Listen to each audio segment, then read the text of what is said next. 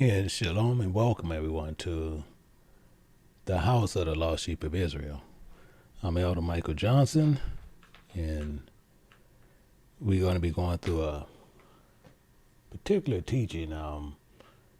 Any time that we speak about this particular thing, everybody say the time is never right, but the time is always there. And before we start, I just want to reach out to Sister Watson. Many people don't know, but she's in our classes, and she's been with us for a little while. But she lost her aunt at 91, and I want to let her know that King James Bible University, Precept Mastery, as well as the House of the Lost Sheep of Israel, send you the best things always, that you continue to have those joyful memories that you had with your aunt. And you keep that strength because, as I spoke with you, one of the most beautiful things that you can say is where you look for, not trying to sit there and look at the flesh, but you more so was looking at what her spirit is. And most people don't understand between the two, because it's the same thing as, see, Yahushua, he did one of the same things. People was crying, knowing that flesh that they seen, and they seen as he was walking. They seen that flesh was going to die. They knew that. And he said the main thing, he said, why are you guys going to cry for me? He said, you need to cry for yourselves. Because they clearly knew where he was going. He clearly knew where he was going. But most people don't understand the purpose and the reason of death. It's the same as you send out your child that just learned how to drive. And many people will stay nervous and worry about that child because they're not sure if that child is going to come back. The same as you'll see a woman that has a child. She's going to go through a lot of pain, but the result always at the end, she produced life. And you see some women, they will do that again. So these things we have to understand that life here is temporal. So as we move forward with this teaching, I'm gonna need you guys to bear with me, because I will be using, in the middle of the screen, I will be using the Sovereign King James Bible, which you guys might have seen, which will be available starting tomorrow. But the main thing is we want you guys to sit there and understand basically with that. And the reason I want to make sure I be using that, because everything that's in there, the Old Testament, everywhere where Christ spoke is in red, everywhere he spoke, and the Apocrypha is red, and everywhere in the New Testament, just to show people that he's in the Bible everywhere. And as we sitting there and we have a problem with this estate planning, one of our biggest problems is estate planning. And with that estate planning, many of us going to seek to gain access, to think that we can do things. But it's something I want you to really pay close attention to as we get ready to start in this and find out some things here. I want to take you to Exodus chapter 20 and verse 21, because one of the biggest things is our assets. In Exodus chapter 20 verse 21, it says this. It says, and the people stood afar off. The people stood afar off. It says, and Moses, the word of truth, drew near unto the thick darkness where Yahweh was. One of the main things we want to look at is this. many people are going to separate themselves from you. And one of the biggest things that you need to always remember and never forget. See, when you can sit there and you can use theology in different ways and talking about Bible, everybody will join together. But when you can clearly go in the Bible and now you study in the Bible, you drawing yourself closer to God. People will start separating themselves from you because you're moving closer to God. Many people, it don't make sense, but it do.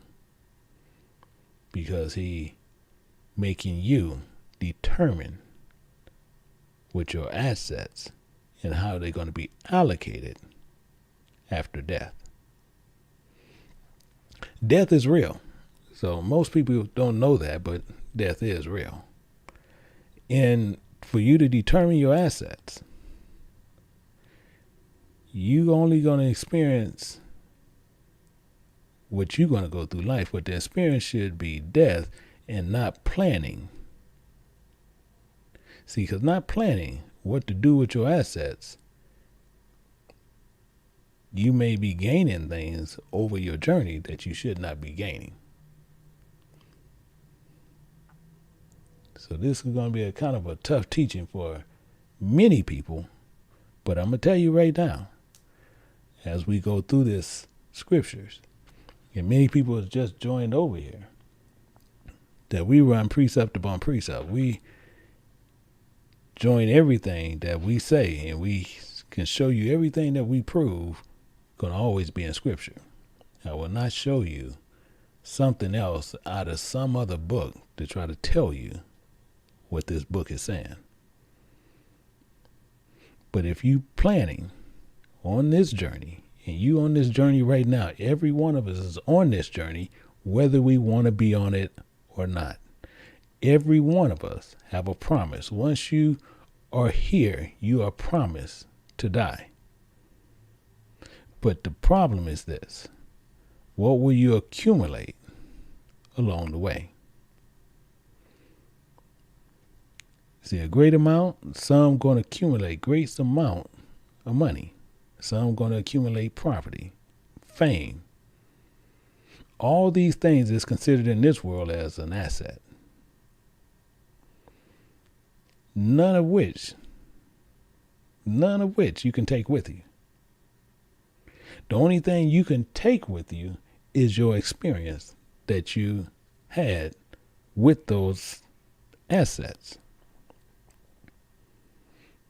However, most people are going to praise over those assets, but the biggest asset that you need to be concerned about is one. And the asset that you didn't pay for. It's an asset that you didn't go and purchase in a store. It's one of the most praised assets you can get. And it's something that the Spirit of God made. And then he gave us something. The very asset we need to return.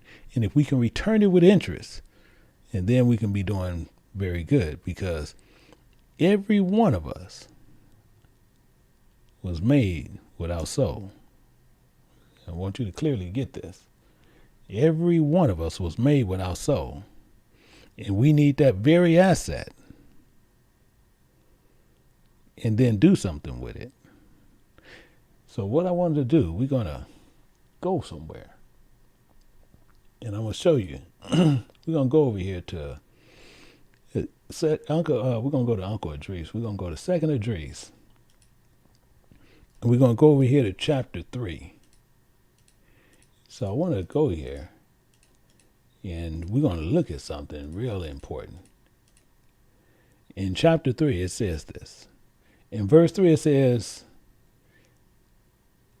wait a minute, chapter 3, we want verse 4. And it says, O Lord, who bears rule, Thou speakest at the beginning when thou doest plant the earth in thyself alone. So he's telling you clearly two things. He planted this earth alone, not with three, himself. People are going to tell you all kinds of lies that it's three, and they lying. It's only one. But it was without a soul.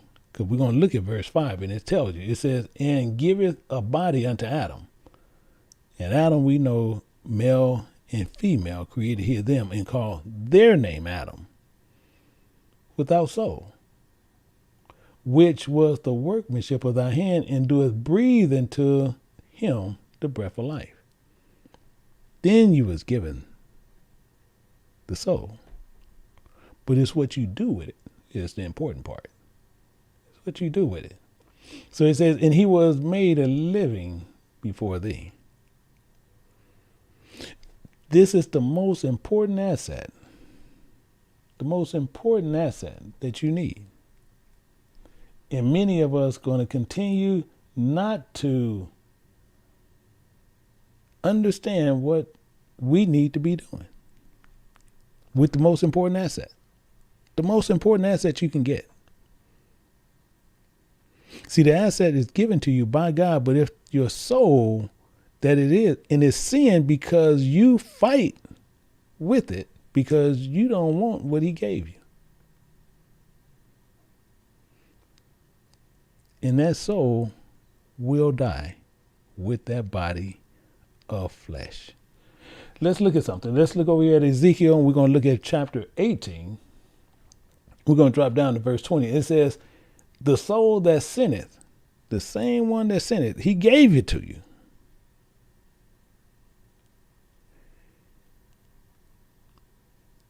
And you sin with that sin, with that soul, it shall die.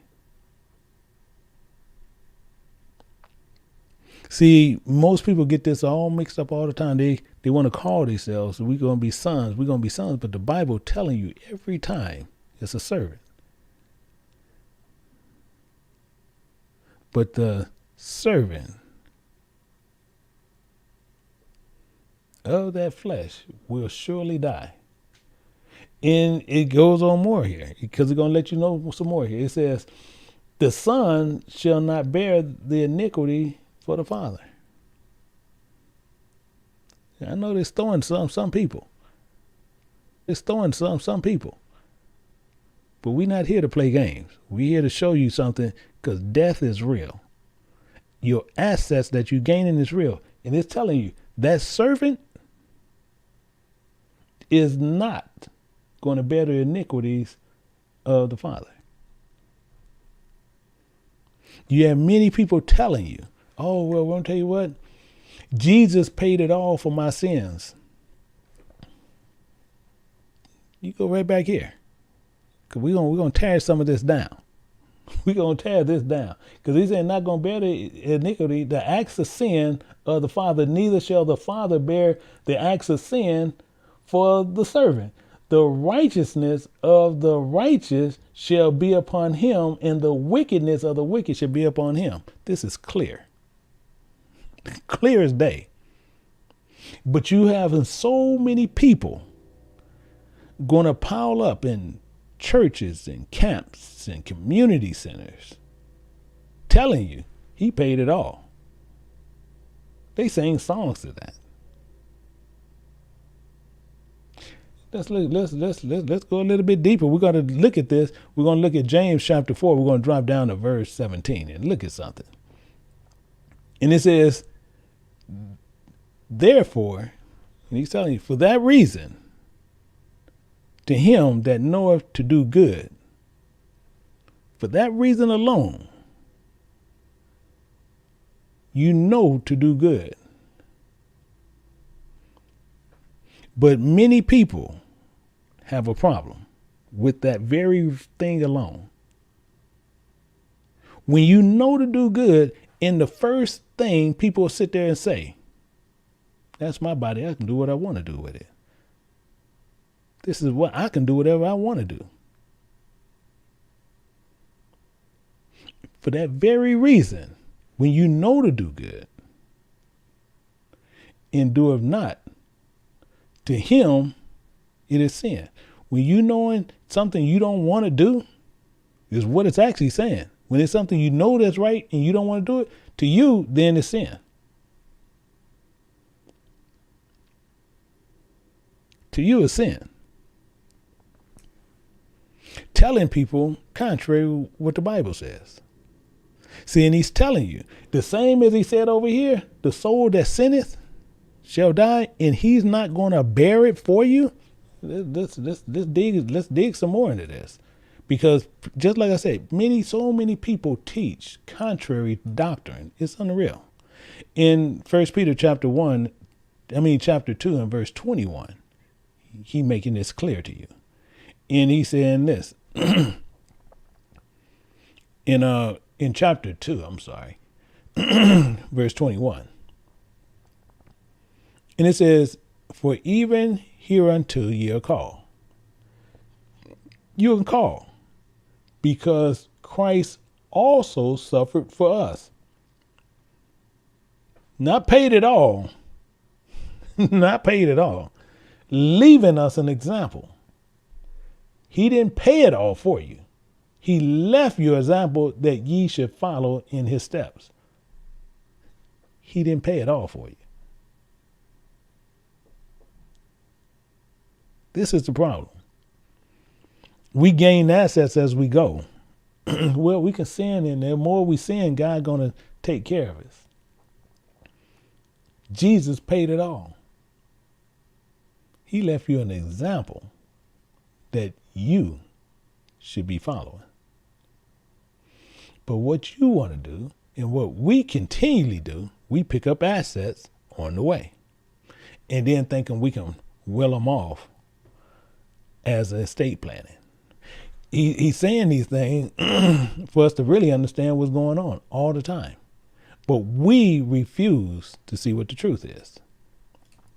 In John chapter 8, picking up at verse 21, he says, and makes this perfectly clear again, for each and every one of us.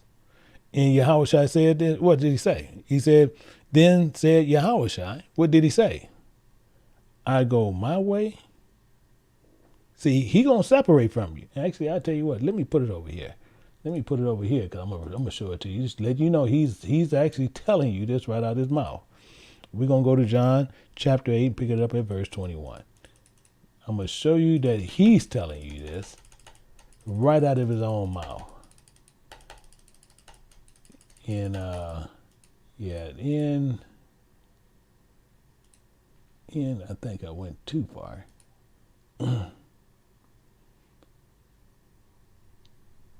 He's saying this right here in verse, let me see, did I get that one?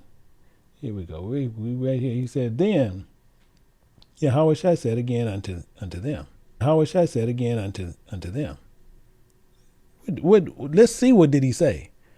I go my way, and ye shall seek me. You gonna seek Christ, and shall die in your sins. Whether I go, you cannot come. You ain't bringing those assets over here. You're not bringing that crap. Everybody's sitting there telling you everything contrary to doctrine. Contrary to doctrine.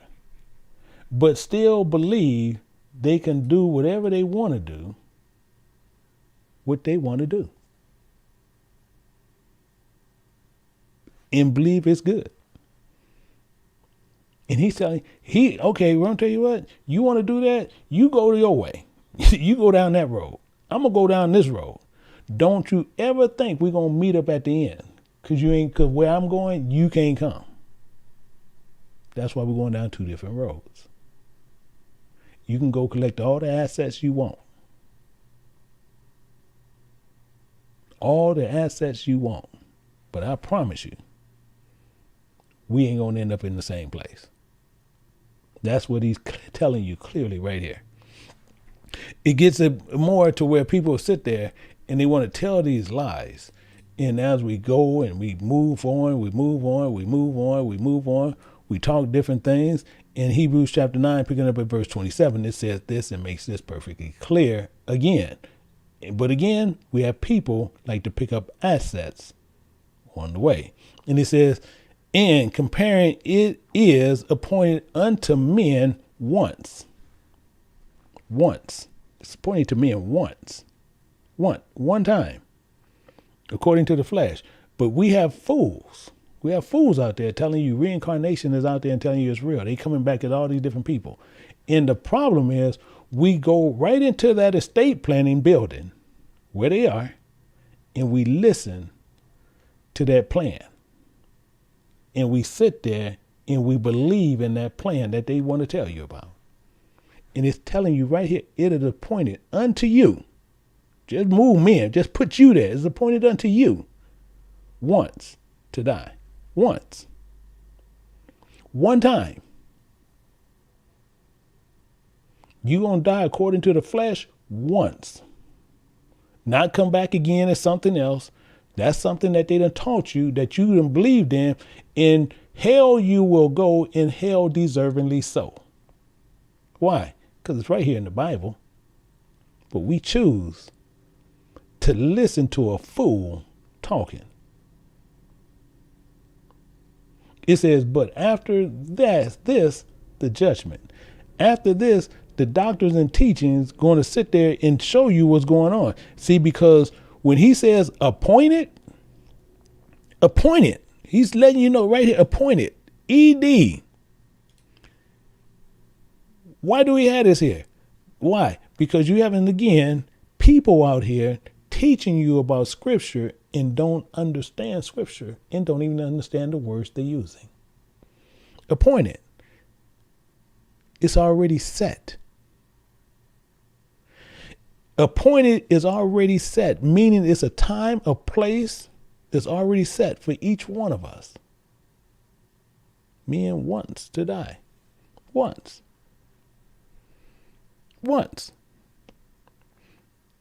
And this is set from the beginning, which is imputed on all men. It's imputed on all men. And only after that, based on the judgment, based on the doctrines and the teachings you have received on the way, will determine your outcome. See, people can play this game with you all day. All day. And that's why, we sit there and we talk, we teach week after week, month after month, year after year, showing you what the truth is. And every now and then we get a fool, and there's nothing else to do what to call them, a fool. They'll sit there and they'll put in comments and want to tell someone, well, that's not, well, you got to see it this way. And the first thing I always offer, and I'm cool with anyone, I always offer, come in Zoom. Come in there and push your doctrine. We gonna hear you out. And no fool, only one fool took it up, and that's what happened. That was that hair rising guy, Michael Holloway. But mainly, no fool want to come in. They want to sit there and stay and be what Elder Fields call him, a keyboard ninja. A keyboard ninja. But don't want to bring their doctrine forward. Stupidity on top of stupidity. Because based on those doctrines and teaching that you got, it's going to determine your outcome. And that determine the outcome is that second death. Based on what this journey is. It's appointed. It's already set for you to die once. The second death is on you. All flesh, Adam them screwed it up. We just gonna sit there and it's imputed on us all. The second death is individual. That's on you. That's on you. Let's look at it. Let's look at this a little bit more. Let's go to Revelations. We're gonna go to Revelations. Actually we gotta go to 20. And we got to go to verse 20, and we got to pick this up at verse 13. And I'm going to go over here real quick just to pick up something. In 20, and we're going to look at verse 13. And he's going to tell you something here. He's going to tell you something here that makes something real clear for you. It tells you, it says, and the sea gave up the dead which were in it. The sea gave up the dead that was in it. Gave up the dead, and death and hell delivered up the dead which was in them. And they were judged. They were judged. Just like I keep saying, this is not a game. But people want to sit there and they want to play the game. They want to play like this here is a set stage to play the game. And it's not a game. See, because to be judged, see, you got some pretty good meanings to it. See, to be judged, you're going to be counseled according to the works that you did on this earth.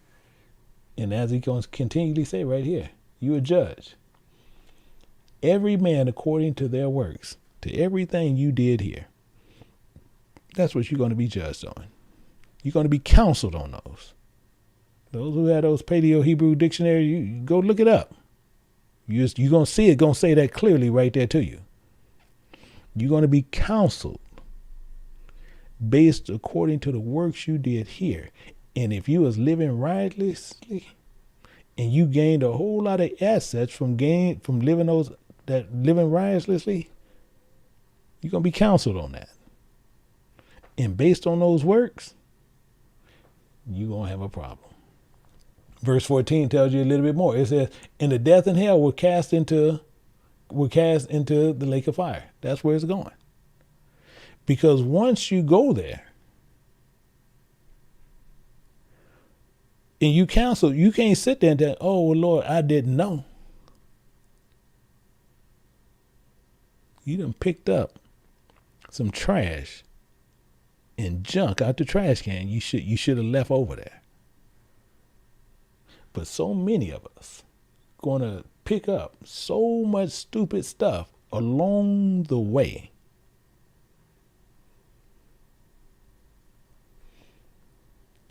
Death and everything else going to give up the dead.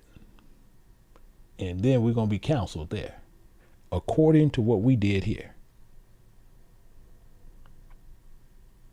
According to what we did here. That's just like I can sit there and tell people every time.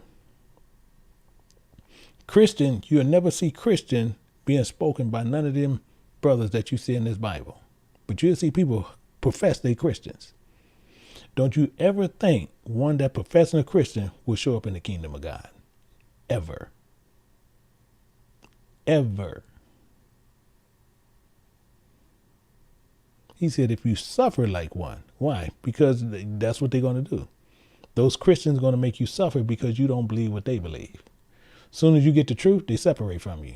You can't tell me that ain't true, because I can sit there and have everybody put in there and you'll see it's true. Everybody who was professing Christianity, I don't care what denomination they was from, they was cool. But soon as you tell people to crack open this book, all those Christians separated from you. Why? Because you can clearly show who you worship then. They want you to stay in the dream world. They want you to stay in the matrix, stay connected to the fantasies and the vanities that's in this world. And he says, and whosoever, in verse 15, and whosoever was not found written in the book, not books, but in the book, was cast into the lake of fire.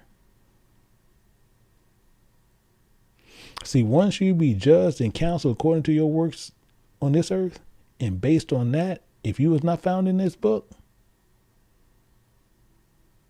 this is every one of us.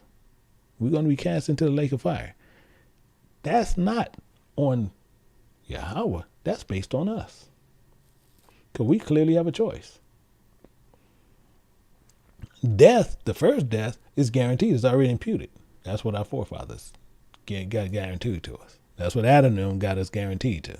So flesh, all flesh is going to die. But based on what you do with that second one, you get a second chance. That's on you. There's no such thing as they like to teach, that stupidity of reincarnations. You coming back as someone else is appointed for man once to die. And if you live in a riotous life, your own lifestyle that you chosen, you're going to receive that reward of that life, which is the second death. Let me show you something. I want to show you something pretty different. Pretty different than most people normally see. We're going to go over here to Numbers. Let's go into the law. We're going to go into the law and look at something. We're going to look at Numbers chapter 16 and pick it up at verse 28. We're going to look at verse 28. And I want you to see something. And Moses said, so you can look at what Moses actually mean. And the same thing, it says, so the word of truth said,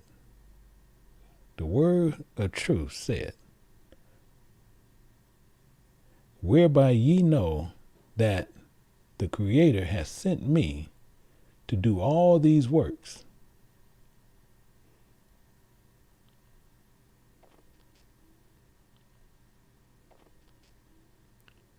I know people have a problem with that. But people are not seeing what we see, but I'm going to make you see it because I'm going to give you clarity on it. It's all scripture. Because he's saying, whereby ye should know that the Creator has sent me to do all these works. I want you to clearly get that. He sent me. So you can get this understanding. He sent Elder Jenkins so you can get this. He sent Elder T to where you can get this. He sent Elder Fields to where you can get this. He sent Elder Smith for you to get this. He sent Deacon Micah, Deacon Q, for you to get this. I want you to clearly understand what this is saying. And I'm going to show you why. Because it pivots from there. It says, for I have not done them in my own mind. It's impossible for us to conjure up a doctrine and to push it. To conjure up a doctrine in the Bible and then push it. Because what we have to do is Bible, leave Bible, go to something else that we wrote to give you a clarity. Go to Bible, leave Bible, go to somewhere else, give you clarification. We give you clarification in the Bible. Bible need clarification, we give you clarification in the Bible. We couldn't have done this on our own mind. We couldn't have done this with this. It's impossible. I wouldn't dare sit there and say, I have the intelligence or the wisdom, the knowledge to produce such work as we see in the Bible. That's stupidity.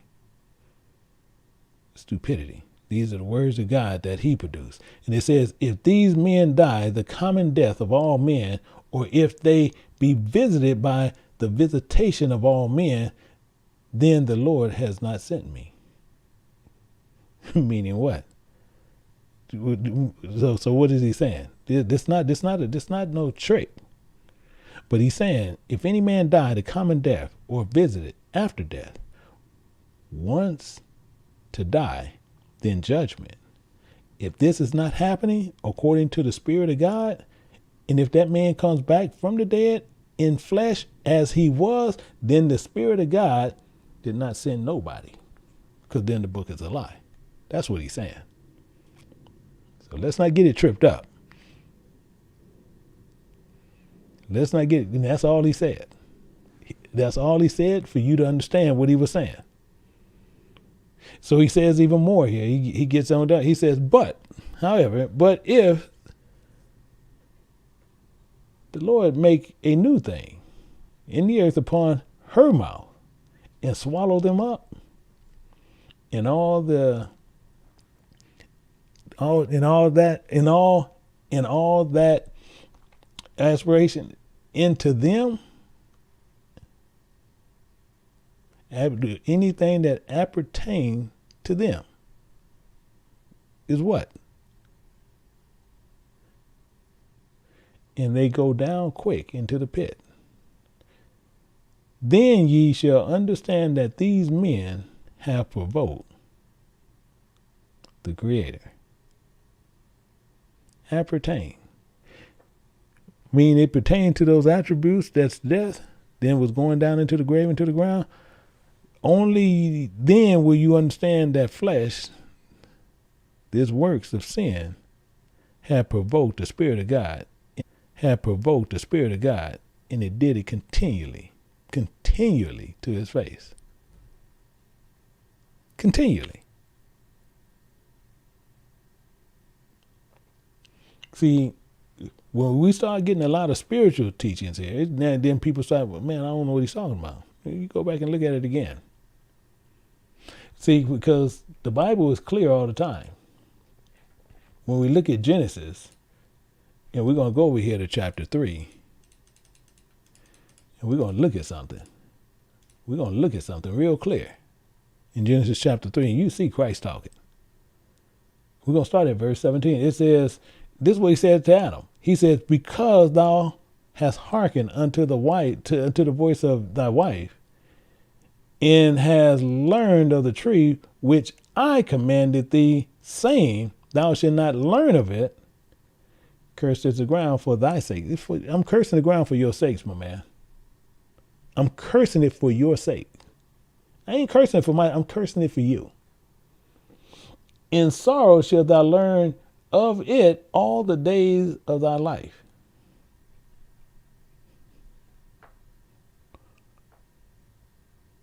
All the days of our life.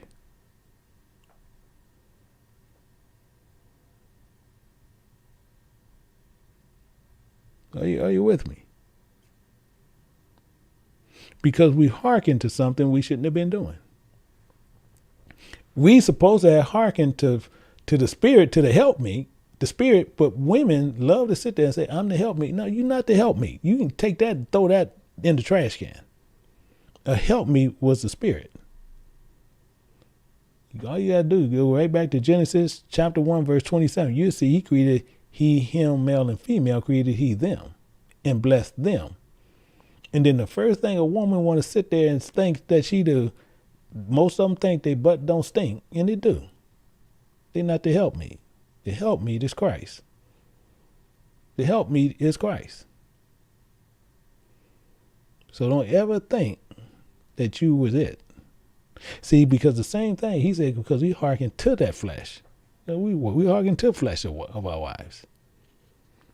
And that's what put us in that same position. Listening to flesh and not listening to God. See, and when we want to listen to flesh, I'll show you a little bit more, just to give you a little bit more understanding on that. We're going to look at something. I want to show you something here.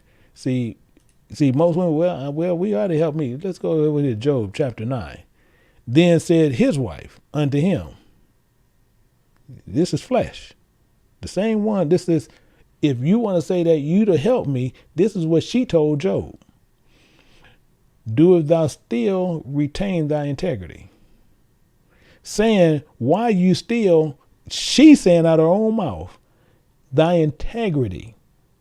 So she's saying out of her mouth, why are you still holding God blameless? That's all she's saying. Why are you still holding him blameless? Why are you still holding your integrity? But they want to tell you, oh, that means he's going to be all upright. No. That's a stupidity Christian talk. Stupidity camp talk. Integrity is telling you, why are you still holding God blameless? And she got a question mark. She says what? Curse God and die. Just curse him and die. For him being innocent, for the condition you're in, why are you still holding God blameless? That's flesh. You want to say you'll help me? That's a help me consider the way you see it, telling Job to curse God and die. The Spirit don't tell you that. Now I know you get this. See, we got to stop thinking on what people teaching you something and you can't see it in the Bible. Flesh gonna tell you curse God and die.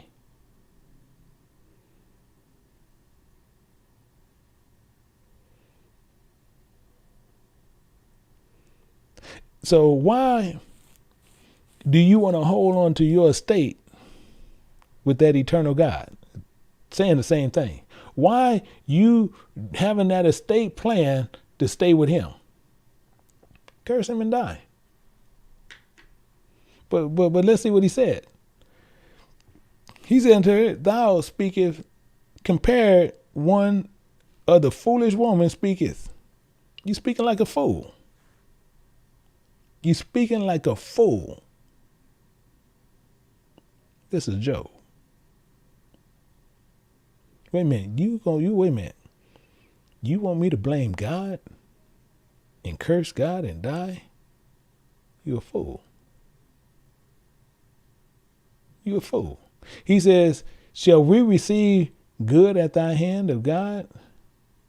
And shall we not receive evil? And all this did not Job sin with his lips? No. Job was just self-righteous. He was doing unrighteous, sinful, righteous acts on what he was doing. The same thing that most people sit there and talk about something contrary. But Adam listened to his wife and did not according to what God told him to do. He listened to dirt. We all from the dirt. He listened to dirt. See, when we want to get down to the fabric and what we really talking about, that's what he did. He listened to dirt. We learned the doctrine of dirt. Wanted to know the difference between good and evil. So we listen to dirt. I want you to think about that. So since we listen to dirt, he put a little bit more on it. Let's look back over here in verse 18. It says, thorns and thistles shall thou bring forth to thee, and thou shalt learn the herb of the field. I'm done. Okay, that's what you want to learn? You want to learn the dirt? Go learn the dirt. Thorns and thistles going to come up from up out of that stuff that you're going to do now. But watch this. He gets on more. He said, in the sweat of thy face thou shalt eat bread. You're going to eat this own little dumb doctrine that you want to hold on to till thou return unto the ground, and out which thou taken, and dust thou art, you're dirt, and unto dirt, dust, thou shalt return. You're going to return right back to dirt. You're going to turn right back to dirt. So our knowledge was from the sweat on how we going to get this word of God. Because the Most High God is eternal. See, his face is eternal. Our face is temporal. So God rains down knowledge and we sweat down knowledge, which is dirt, which is upon the earth in producing life for death.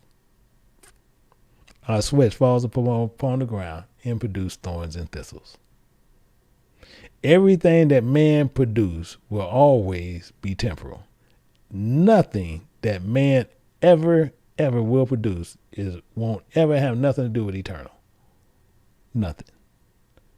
And when it's finished, it's going to return back to dirt. Back to dirt.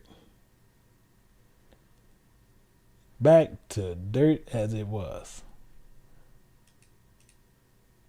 This is the problem we have. So verse 20 says this. It says,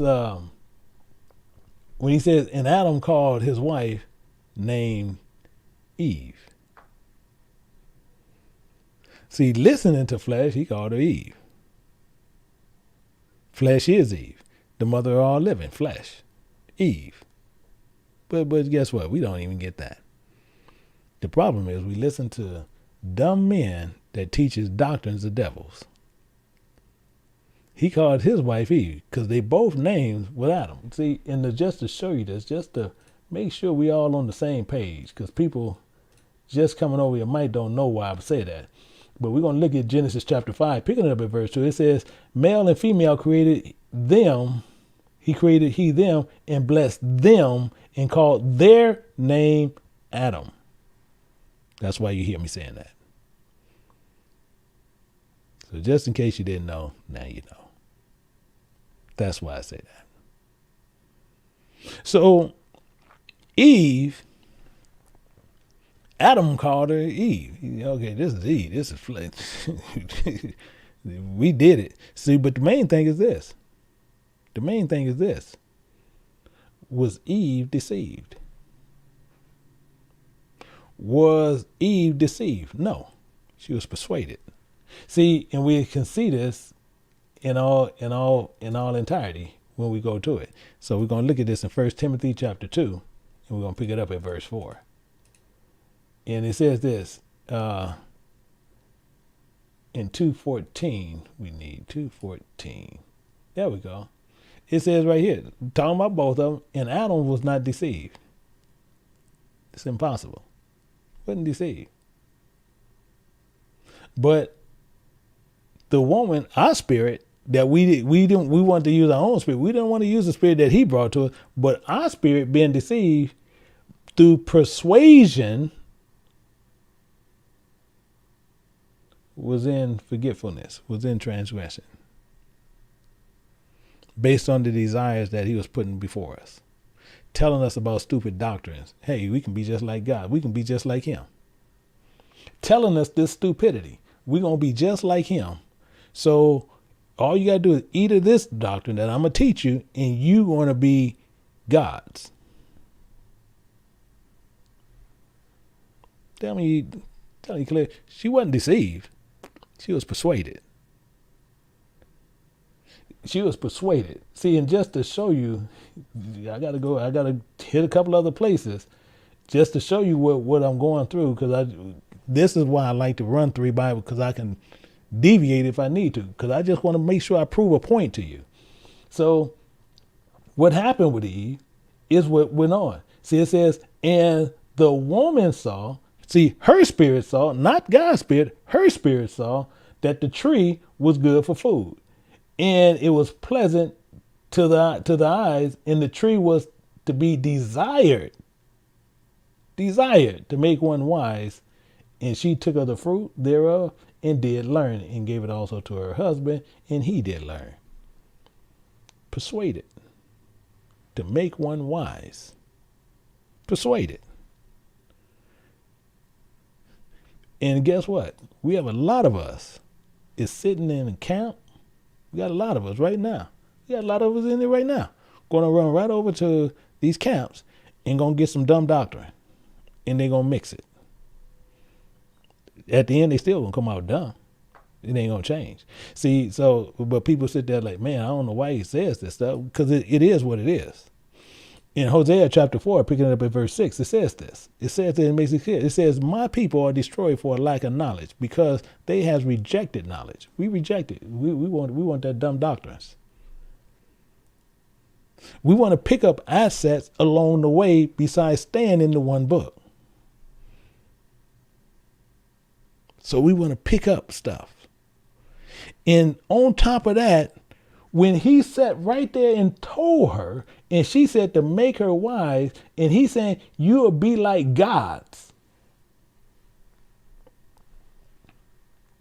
You'll be like gods. Lie to her. Let's go look over. The serpent said unto the woman, ye should not surely die. He said you'll die. He said, for God do know that the day you learn thereof, then your eyes should be open, and you should be as gods.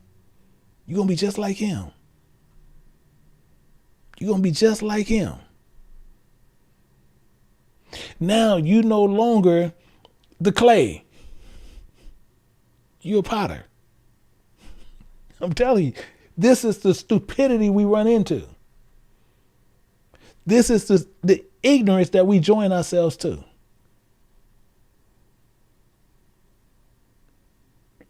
It's unreal. It's unreal. We destroy for a lack of knowledge. Because we have rejected knowledge, he said, I will also reject thee. He's telling you, right? I will also reject thee. He's going to reject. Do you think he want a dumb person in his house? He says this, that thou shalt be no priest to me. You ain't gonna be no priest to him. You got these guys out there teaching on street corners, telling people they're going to be doing this to them. I'm going to be doing this to you. I'm going to be doing that to you. Kiss my feet. Do all this stuff. He ain't no priest to him. They ain't nothing but a bunch of imbeciles standing on the street corner dressed up like clowns. That's it. Learned a couple of Bible verses while sitting in jail, not dropping the soap. And now all of a sudden, they get on the streets and then they try to elevate themselves above everybody.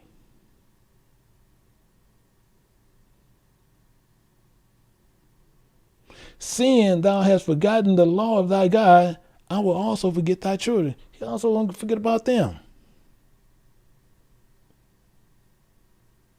Turning his love upside down and sitting there and then going to sit there and try to throw it in somebody's face. This is the stupidity that we done broke down to. In Isaiah chapter 29, telling you this, in 29, looking at verse 16, we're going to drop down a little bit of this because we pick up these assets along the way. You got a lot of people walking along the way thinking, our poop don't stink. Picking up these assets. And as we get these assets, we'll sit there and then all of a sudden we look down at everybody. You're looking down, not even realizing we got a problem with the most powerful creating thing ever. That's God. And we just want to sit there. We done got a little something. Now we want to oppress people. That's stupidity. The first thing Esau the white man, just stupidity. In Isaiah chapter 29, verse 6, it says, surely your turning of things upside down and shall be esteemed as the potter's clay.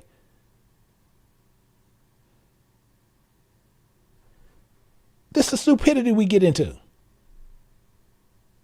Stupidity we get into.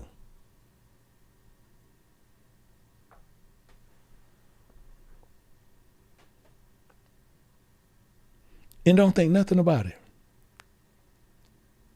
Don't think nothing about it.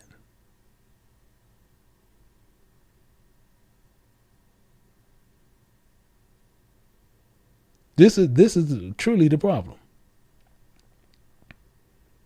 Truly the problem.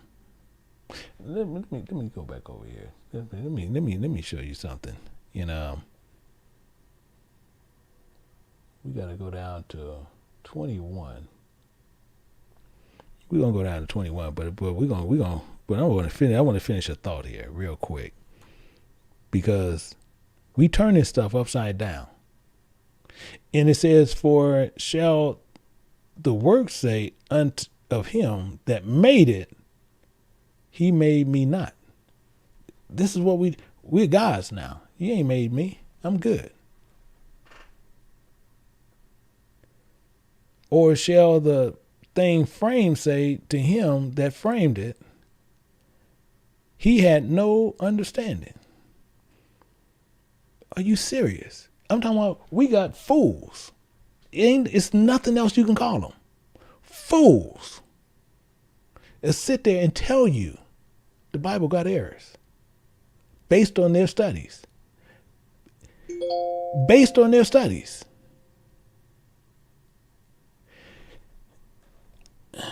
I'm talking, Food ain't even a proper word to use for them.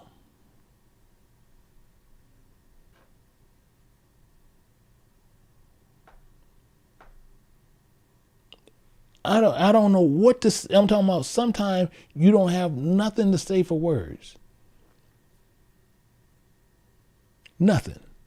Because we done picked up some assets and now we think our poop don't stink, and we go into the Bible, the doctrine of God, and we say, God, you got some errors in here. Knocking on it. Hey, God, hey, you got some errors in your book. Are you serious? This is the stupidity that these people push. And the worst part about it is we sit right there and listen to them. We sit right there and listen to them. Like it's nothing. Like we doing something. Picking up dumb assets. Thinking we planning for life, and you planning your way to hell.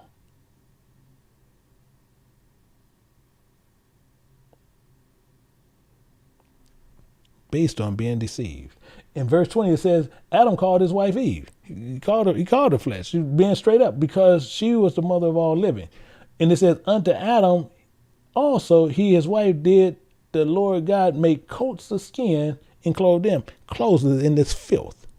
Based on our persuasions. Fall into stupid doctrines. Based on the silliness. So he made us eat. And it's in your face. Every time you look in the mirror, you see the filth there. And you got some people, ooh, boy, I sure look hot today. Showing you how much you like filth.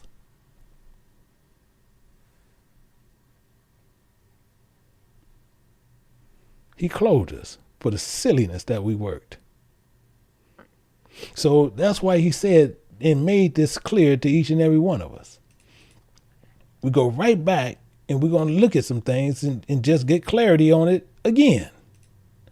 In Hebrews chapter 9, picking it up at verse 27, and he said this clearly. He said, in comparing, it is appointed. A time is set for you to die. It's a time set for you to die. You ain't getting around this. Based on your journey, that journey going to come to an end. When that journey get to an end, that means that body is going to die. And it says, but after that death, based on your doctrine and teachings, is going to determine your outcome. Based on that, is going to determine your outcome. Let's look at something. Let's go to Romans. And we're going to look at Romans. We're going to go to Romans chapter 5, picking it up at verse 12. It says this. And it says, wherefore, as by one man, mankind, Adam, both, sin entered into the world. And death by sin, and so death passed upon all men, for that all have sinned. And you got people again that tell you, I ain't sinned. We don't sin.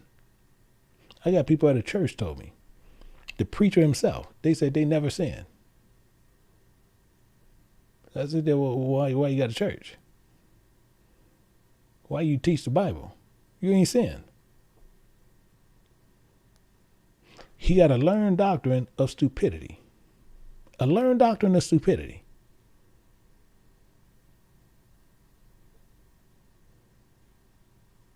There's nothing else you can call it.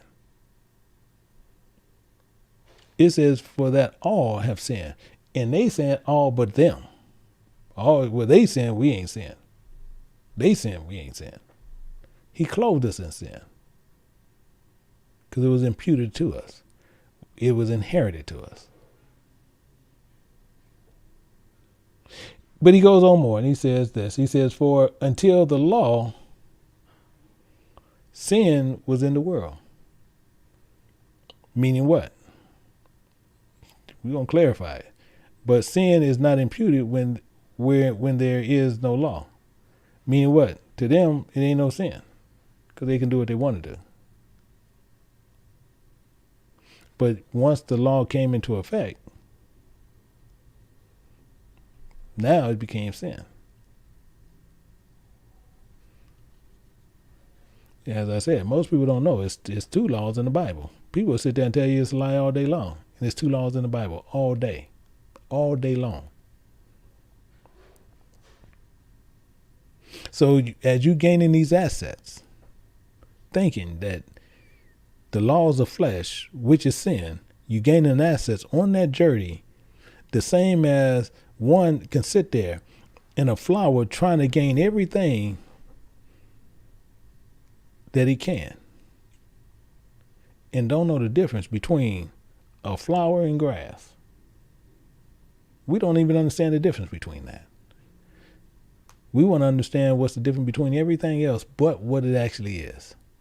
It says this, and this is why some people, that's why I say, the truth isn't for everybody. The truth is not for everybody. In Isaiah chapter 4, picking it up at verse 6, it says, the voice said, cry. And he said, what shall I cry? What shall he cry? All flesh is grass. All flesh is grass. But he goes on more. He says, and all goodness thereof is compared to the flower of the field. All flesh. So what did he say? All flesh is grass, including the goodness and beautiful, the appearance as a flower. That's all he was saying. He was basing it, the goodness thereof compared as a flower. See, this is the problem when we get into doctrine and we really want to tear stuff down. This is why it's so important. This is why it's so important. Watch where you learn. Watch where you learn.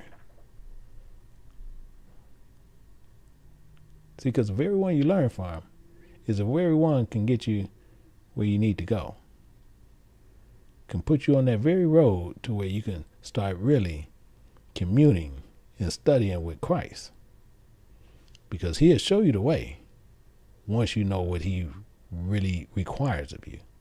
But you're going to have some people going to teach you a whole nother doctrine. And every time you need some main clarity, you got to go to him to get that particular clarity based on stupidity. And then he going to Google it and give you the understanding. He going to Google it. Or he going to go into one of those dumb concordances. Or he going to go into one of them Jewish books with the fable in it. These are things that we do. These are things we hold on to. But he goes on more. It says, the grass withers, the flower fadeth. I'm talking about you get set up. We get set up every time. The grass withers and the flower fade. Why? Because the spirit of the Creator bloweth upon it. That's why. He gave it life, he take it. He gave you a spirit, I tell you what you do. People talking about, well, we can live forever. Okay, I tell you what. Let the spirit leave out that person. I don't care what you do. That person will never be revived. Ever. Once that spirit is out of there, it's done.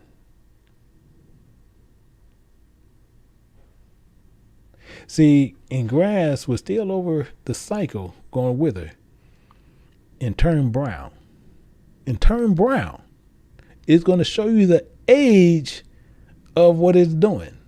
It's green and then it gradually turns brown. The same as let me leave that alone. Let me leave that alone. Because most people don't even see where you need to be out there trying to pay more attention to what's going on around you, but we trying to sit there and see what else we can get and gain on people. The same as the beauty of a flower in the field. Over time, what happens? those two also going to fade. Not itself, but the cause of it is what happens. The Spirit of God blowing upon it, as is with the flesh. The same as with the grass and flower. Over time, these two will fade away. Let's go down. It says, the grass withereth, the flower fadeth, but the word of our God shall stand forever. It's going to stand the test of time forever. I don't care what you do. The word of God is not going nowhere. It's not going nowhere. Actually, tell you what, let's look at something. Let's go back over in Isaiah. I'm going to go into another part of Isaiah. That's why I'm going to hold that part. Isaiah chapter 26, and we're going to look at verse 9, because I want to show you something. It says, with my soul have I desired thee in the night. Yea, with my spirit within me will I seek thee early. See, some going to seek him early. Some going to seek him early. Because why? You seeking something that's eternal. You already making plans ahead. See, a lot of us don't make plans ahead. A lot of us are just going to live for today. Today. That's it. But he goes on more. He tells us a little bit more here. He said, with my spirit, within me, I will seek thee early. For when thy doctrines and teachings are in the earth, that's when you need to be doing. When his doctrine and teachings around you, that's when you need to do it. But most people want to get in the clown suit.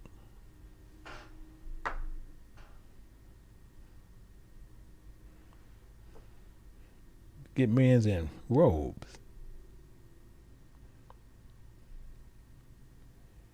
I don't care how you look at it, how you flip it. It's all going to come out the same. It's all going to come out the same. He says more. He says, and when the judgments are in the earth, the inhabitants of the world will learn righteousness. The inhabitants. Most people can't even tell you what inhabitants mean. It's just plain and simple. Just talking about the people there. So we have a problem here. So with this righteousness that we're going to learn, and he tells you something that's always clear. He tells you something that's clear. And that's why some going to learn and some are not.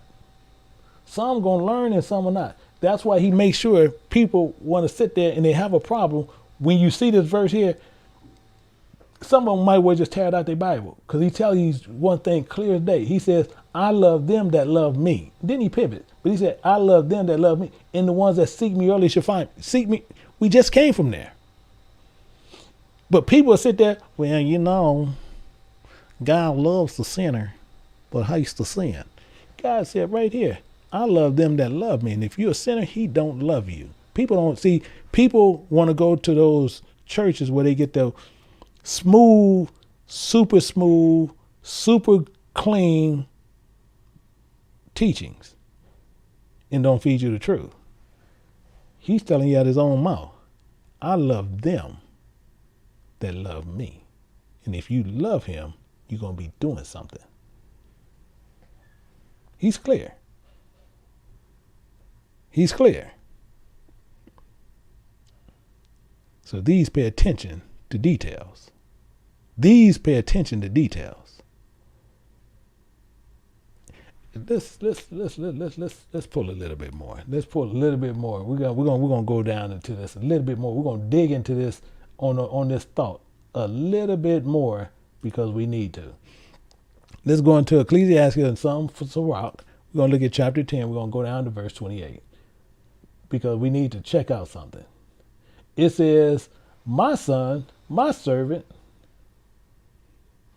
glorify thy soul in meekness. Yeah, a lot of people missed it. A lot of us missed it. But he's telling us something that's clear, and it says, in giving it honor according to thy dignity thereof. My servant, glorify thy soul, showing humility of the gift given. Who would justify our soul? Who is it? God. God. Why? Because he said in verse 29, he said, who would justify him that sinneth against his own soul? He's telling you right up front what's going on. But the problem is we get so caught up into people, want to be in the cliques.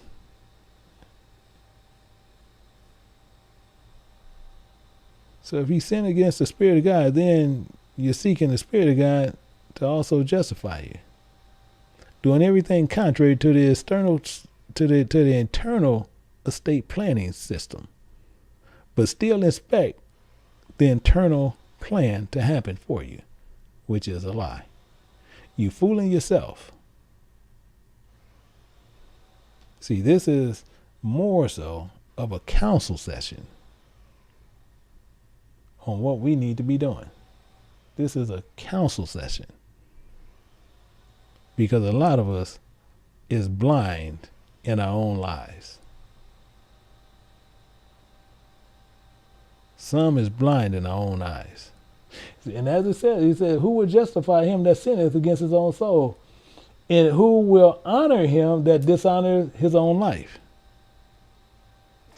You dishonor your life from the life you live in right now. This is what a lot of us doing. A lot of us doing this. And then think we're going to be justified. So the same thing as you sit there and you see here, as you go right back into the law, we got to refer back to the law because most people, why you keep going back to the law? Because we got to see and guarantee what's going to happen to where you won't see no mistakes anywhere. In Deuteronomy chapter 5, verse 33, it says this, and ye shall walk in all the way which the Creator our God have commanded you, that ye may live, and that ye may be well with you, and that ye may prolong your days in the land which ye shall possess. Based on you honoring that covenant, and you having so many people. See, the thing is, and same thing, like a lot of people, we sit there and we talk to them. And the same thing, people sit there and they do the law. Talking about, well, I don't eat pork. I don't eat pork. I don't eat pork. I don't eat pork. But you got some people who eat pork. And the same thing is, as I tell people every time, some people is eating pork and not knowing what they doing. See, the problem is this. You have some people that eat pork, and some people are not going to eat pork because it said it. But it's based on what your desire was. It's based on your sin. If your desire to eat pork and to consume it, you sinned already. It's the same as adultery. It don't change. So if your desire is to eat that pork, you sinned already. Your desire is not to God. So you can hang that up. If you want to eat those sea roaches, those crabs, well, I got to have my shrimp. You go ahead and have your shrimp. Don't you ever think you're going into the kingdom of God. Because he told you, and he's very clear. He's not sitting there, but. You don't see him doing that, but I'm going to let this one through. No, he ain't letting nobody through. He told Moses. And he ain't talked to nobody like he talked to Moses. He told Moses, you speak to that rock. That second, you speak to that rock. Did Moses speak to the rock? No, he hit the rock. He meant what he said. He showed Moses the land. Moses, look at that. You know, I'm thinking about I'm going to put a Macy's up over there. Oh, yeah, Lord, what you going to put on that side over there? I don't know. I don't know yet. But guess what? When he finished showing Moses that land, what happened? What happened? He put him over and put him off. He told him, go over there, lay on that rock, and you die. Because he meant what he said. He meant what he said. These people need to understand what is going on. So he's saying these things to make sure we can understand. Watch what happens here. Watch. See, we're going to see some things here that really shocks a lot of people. In verse 30, it says this. It says, the poor man is honored for his skills, and the rich man is honored for his riches. You tell me that's not true. You tell me that's not true. They'll honor a rich man because he's rich. You have fools that became rich, and they'll treat them as something else. Tell me that's not true. You got a lot of people who became rich, and we'll sit right there and listen to them as they speak in doctrine. You got a fool, Lil Wayne. And that's all he is a fool.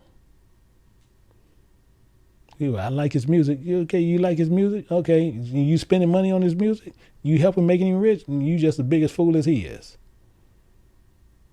Because same as he tell you right up front, you mean nothing to him. As he even told that girl. You mean nothing to me. And he said, "Now I ain't talking about them. He said, and he pointed, I'm talking to you."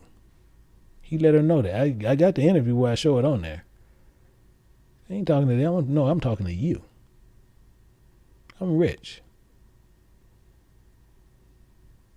But we have people sit there, want to gain these assets, and then think you're going to take those assets into the kingdom of God. And he told you the same thing that things you don't do here. He made this clear. He made so much stuff for us so perfectly clear in the law, we choose to not do those things. In Leviticus chapter 19, picking it up at verse 15, he told us this so clear. He says, ye shall not do no unrighteousness in judgment. None. And the poor man, you're going to honor him just for his skills. Oh, well, he can fix my plumbing. Are you serious? Are you serious? Just like when I was in the office, and I sit there, nobody wanted to speak to this janitor. Nobody speak to this man. And he was a Mexican guy, but nobody would speak to him. And they treated him as if he was just scum.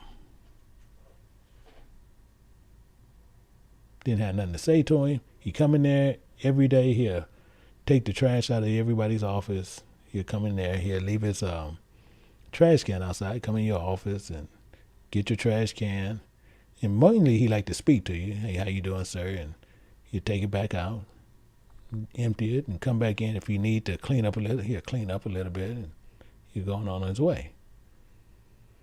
And sometimes we'll be out there, and people didn't want to speak to him because he was a janitor.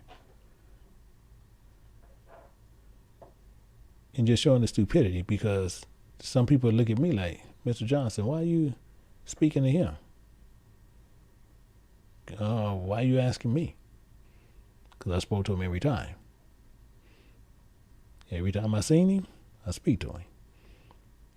Sit there, and sometime me and him have a conversation. Come to find out, through over talk, he have no desire to stay in the United States once he retired. He said, I'm going back to Guadalupe, where he was going back to. He said, I'm having a house built. I'm going back there. I can live comfortably with the money that I earn here.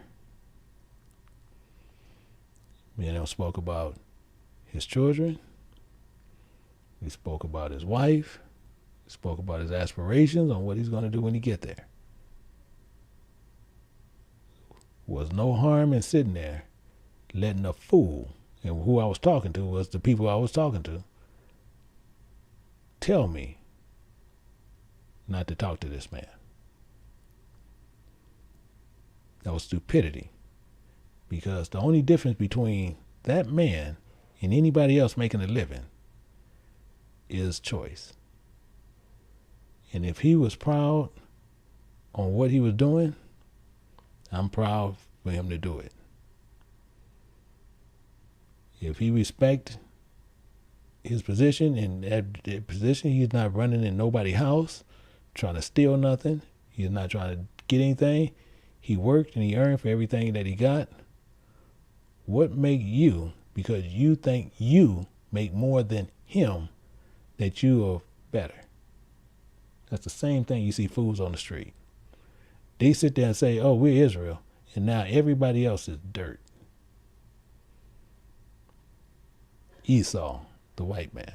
You go after white people and talk to them like they stupid. How much you hate them and this and that. But the main thing is, you got on their clothes, you in their houses, you driving their cars that they made.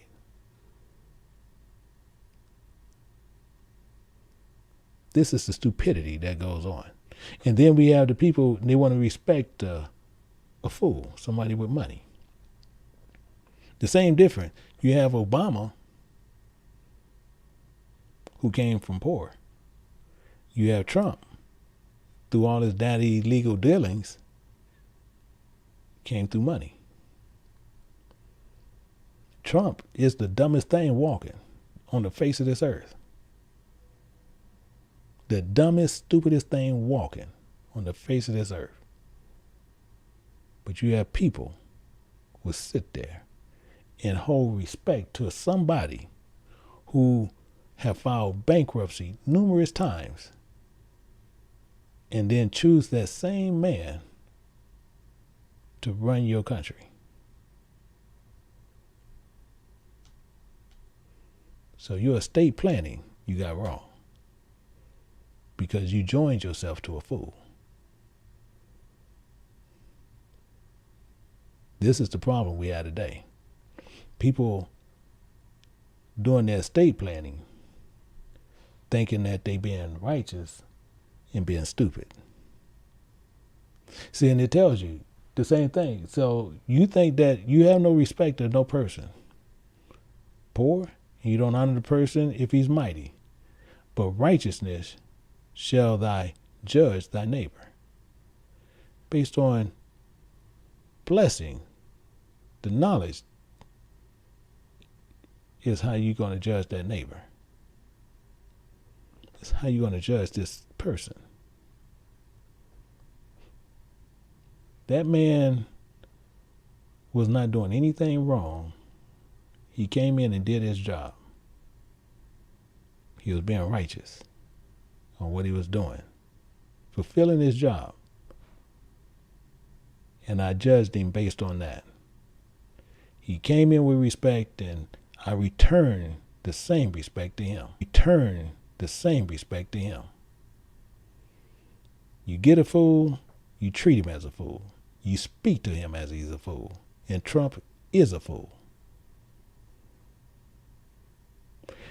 And people want to sit there and they want to hold people at those high levels based on that. So when you look at Deuteronomy chapter 16, going down to verse 19, and it says this, and it's clear all the way through. It says, thou shalt not wrest judgment, thou shalt not respect persons, neither take a gift. Neither take a gift. And people will sit there. And while we always tell you over here, this channel goes up and down, find one. Because if it's something that's contrary to what you believe, that we pushing right out of this Bible, then I'm contrary to you, because I will not change to make you comfortable because you want somebody to honor you because you have some money. That's stupidity. Don't take a gift. Why? For a gift doeth blind the eyes of the wise and pervert the words of the righteous. So if you're a fool, you're still a fool. People will respect money, and they'll gain those assets and thinking that they can use those same assets in their last will and testament, which is stupidity. See, the Bible makes things clear when we look at some things here. We'll go over it in Job and look at something. In Job 36, and he making some things pretty good in understanding. 36 and looking at verse 19. And it says this. It says, will thou esteem thy riches? Yeah, some people will. No, not gold, nor all the forces of strength. See, because that perverts. That's all it does. It says, desire not the night when people are cut off in their place. This is just highly interesting.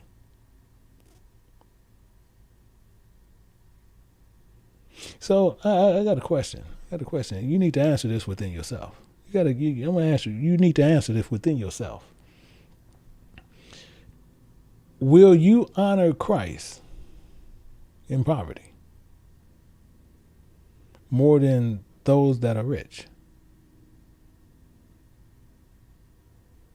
See, the reason I ask this question, and you need to answer within yourself, because yourself really knows what the truth is. That's why I won't even ask you to put it in the comment. Why? Because most people will lie to save face. But I'm asking you the clear question.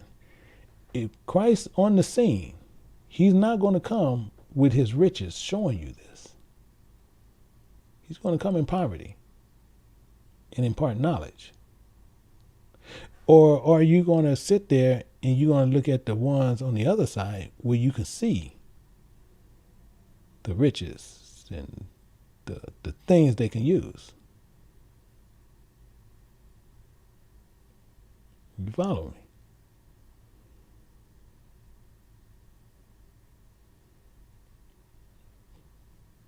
See, he that honor people in poverty. Let's look at this again. And we're going to go down to 31. Just get the understanding. We're going to come back down again. 1 second. I got to get this right back. We got to look at Sirach. Oh, I'm right back. We got to look at Sirach. Oh, I'm on the wrong side. It's over on Sirach. I'll get ready to move this side, but we got to go back in Sirach. In 31, it says, he that honors in poverty. See, you got to honor something in poverty. How much more in riches? So if he came on the scene and you didn't know Christ was rich, would you honor him?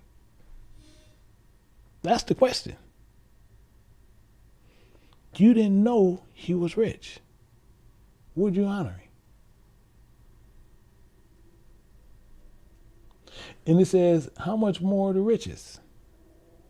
Because then you find out he got money. Now all of a sudden there's a whole nother ball game. But it says, he that is dishonorable in riches, how much more in poverty? So if you already know someone with riches, you already know how much more. Have you ever seen a person where they made a lot of money and everybody honor them? They lose all their money, no friends. See, Christ didn't come like that.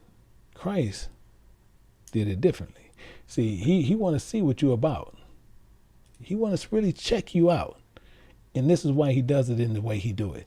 In 2 Corinthians, picking up at verse 8, at chapter 8, we're going to look at verse 9. And he says something here.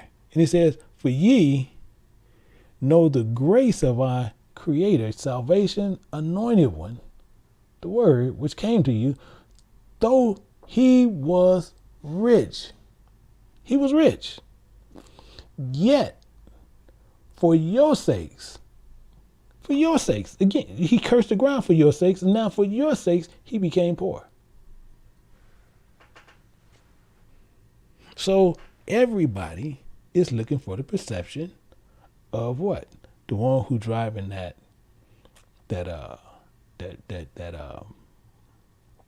Bentley. Now, the reason why I was commenting, because I just had the Moody family just purchased me a Bugatti. So I got the Bugatti here. So, so I got a Bugatti myself. But, same thing. But mine is I don't have to spend money on gas. I can keep it with me always. But the main thing is, he was rich and yet became poor. Became poor, though through his poverty might be rich. that you can become rich. You can't tell me. So most people is not going to honor him because he's not going to come in that Bentley. He's not going to come in that. He's not going to be in that big building, that mega place. He's not going to have on a $15,000 suit. It's not going to be like that. He's going to come as a poor man would come, with skills. For the poor man is honored for his skills.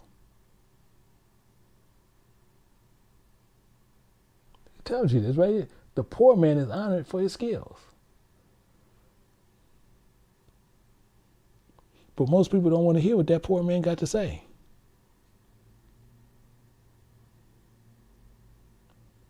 So it says this. When we look at Psalms and look at it a little bit more, because we have put so much stuff in our assets, and a lot of put things in our assets unto death.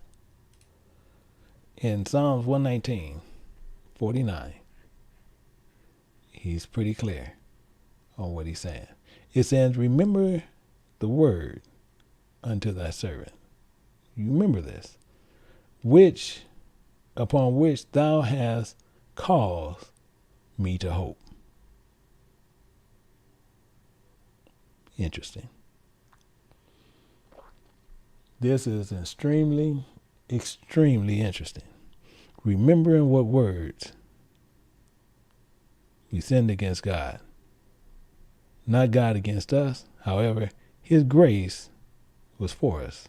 Many will come, and many will not come back to him, looking for the promise that they have not seen, but what they have seen according to the flesh.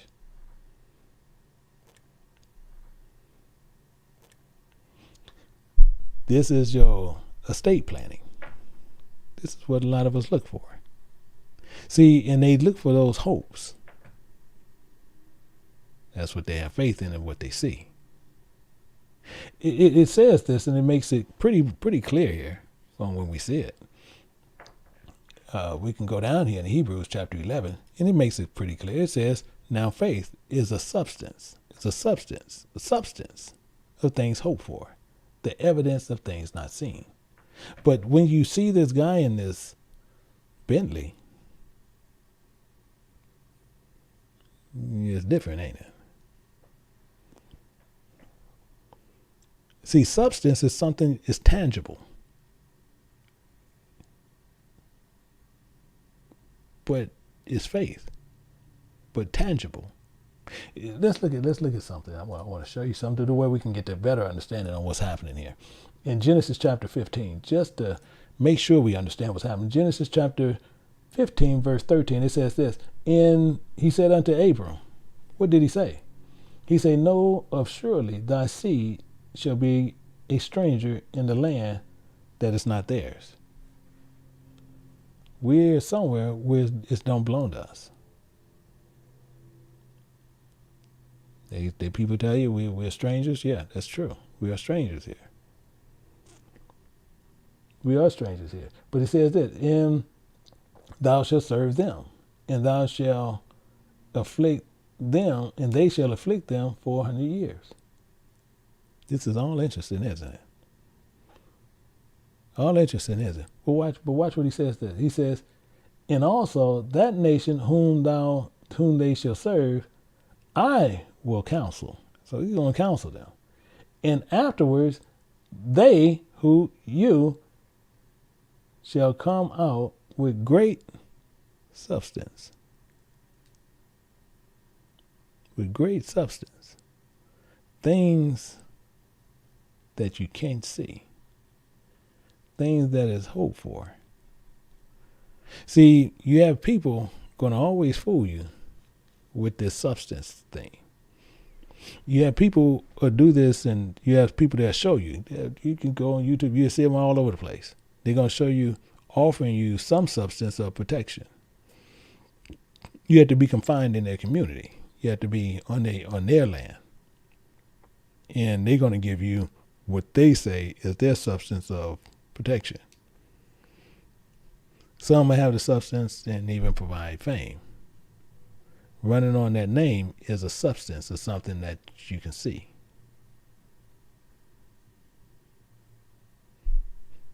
But the kingdom of God is something that will come down in things that are not seen, but is evidence of things of your desire to see later. This is the difference between faith and perception, or being deceived. The desire should be things not seen, but our desires are things that are seen. And if we have it all twisted up, that desire should be the substance. And with that substance, you should have a sign of your token, and people can see that. So I'm gonna show you something. I want you to look at a parable. It's a parable. Most people don't know it's a parable, but it's a parable. And I'm gonna show you the parable on what's going on. And we're gonna look at this, and we're gonna look at what Yahushua is saying here. We're gonna go in here. We're gonna look at John chapter 18. Most people don't even know this is actually a parable. But we're going to look at it, John 18. We're going to go down to verse 36. And we taught on this, but most people don't know this is actually a parable. And Yahushua answered. He answered with a parable. He answered with a parable. But watch what he says. He says, my kingdom is not of this world. If my kingdom were of this world, then would my servants fight that I should not be delivered to the Jews. But now my kingdom is not from hence. This parable trips up a lot of people because not understanding why he even said that. So he's letting you know his estate, his estate planning, his will is not here. It's not of this world. Because the words his servants that resides with him will fight and deliver him, which is which is technically from the lie, bring back the truth. But his estate, his assets, and his riches are not on earth. Everything on earth is temporal. We're going to look at that to make sure you clearly get why he's saying it in that fashion. In Matthew chapter 6 and verse 9, he makes sure this is clear to you. Verse 19, we're going to look at that. It says, lay not up for yourselves treasure upon earth. That's why it's not here. Don't try to make your estate planning with things that you have on this earth. Don't try to do that. Determining how you're going to allocate the things on this earth. Don't try to lay up these treasures upon earth. It says where moth and rust doeth corrupt. Exactly what had happened. It says, and where thieves break through and steal. Because they can do it. They can do it. Are you following this? I want to make sure we clearly get. But he says this. How he wants you to lay up your estate. Watch how he wants you to lay up your estate. It's clear. But lay up for yourselves treasures in heaven. And you lay that up in heaven. That's where you want your treasure. Neither moth nor rust do corrupt, and where thieves do not break through nor steal. You see here. You don't want that. You don't want to put your treasures in things and such. Things on this earth. So the same thing is, well, we'll be going through Daniel, but we're going to see a hard spiritual side later, which the people in the Daniel class, but Daniel ties to this. We got to see this, and we're going to look at Daniel in chapter 9. And they're going to see this, but they're going to see a spiritual side later in the class, where we're going to get into Daniel chapter 9, and we're going to go through it.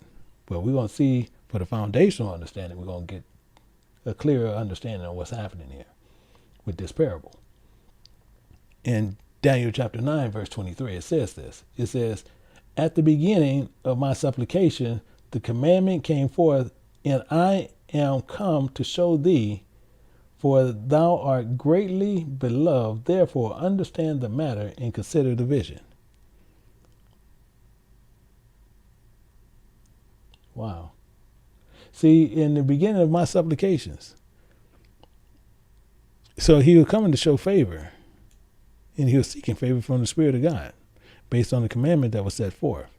And this is the reason Christ came, to show him to understand that matter. But he's meaning this. Verse 24 tells you, right here, it's clear as day. It says, 70 weeks are determined. Now we got to determine how these assets are going to be laid out upon thy people, and upon thy people, and upon the holy city, to finish the forgetfulness, the transgression, to make an end of sin. Because being forgetful is sin. And to make reconciliation for acts of sin, to bring an everlasting righteousness, and seal up the vision in prophecy, and anoint the most holy. He's dead serious what he's talking about. He's dead serious what he's talking about.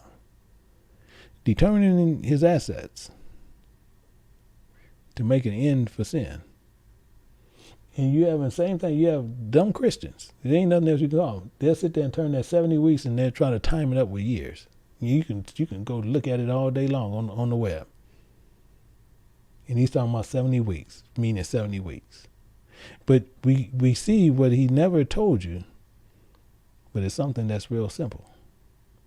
Because he says this in verse 25. It says, know therefore for that reason, and understand that from the going forth of the commandment to restore and to build Jerusalem. Wow. Elder James was just talking about that this morning. He was just talking about that this morning in his Bible study class. Just talking about that. Just talking about that.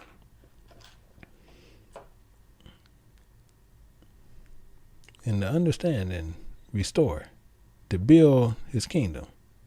However, he needs land. He needs assets. That's something that people need to understand what's going on. But he needs assets to do that, to build Jerusalem. Unto the Messiah Prince, it shall be 70 weeks, 62 weeks, and the street shall be built again in the wall, even in troublous times. So, never once told you, never once. This is a problem again, where we have again with people. And not one time you ever see he tells you, well, you're going to walk through here unscathed. Ever. He makes these things perfectly clear to you. Meaning this. And this is what people are sitting there. We this. Tell the devil. Christ ain't never said this. And this ain't never came out of his mouth. But people will sit there and tell you it's coming out of his mouth, but you can't see it. See, he says this and he make it clear. He says, but he that shall endure until the end, the same shall be saved. Actually, I'll put it in red where you can actually see it. I'll put it in red where you can see it. And he's gonna say the same. He's gonna come out the same thing. It's gonna come out and be the same identical thing. It doesn't matter. We get down. It says, but he that shall endure until the end, the same shall be saved. It doesn't matter. Doesn't matter.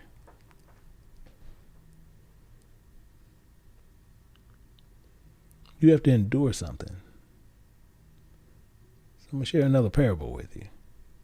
We share another parable with you, which you need to understand. And we're going to find this over with Uncle Idris.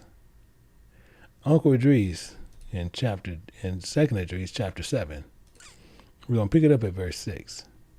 It says, now there is also another thing. This is that city he was talking about, that you see over here with Daniel. It says one thing, and I want you to understand something to try to help you understand the parable that they're running. because he gonna tell you something that's really serious. It says the city shall be set up on a broad field, and is full of all good things. I want you to understand what he's saying. But we're going to look at some things to where I can give you some thoughts and things you can think on, you need to meditate on later. In verse 7, it says, the entrance thereof is narrow and set in dangerous places, a dangerous place to fall, like if there were a fire on the right hand and on the left deep water. Wow. So, how can you look at this to bring you to where all of us can be on the same page? How can we look at this to be all on the same page? Let's look at something. It's like forming a diamond. So let's say you are a piece of coal. Okay, and I actually pull scripture to pull that. But you just say you're a piece of coal. Black, dark. But did you know a diamond resides deep in the earth, where heat and pressure is extremely high? And the deeper you go, the more heat it becomes. It can go as high as 2,000 degrees Fahrenheit. And the pressure can exceed, just the pressure of it alone, the pressure, there's something that it has to endure, can exceed, actually, which is crazy. It can exceed more than 725,000 pounds per square inch.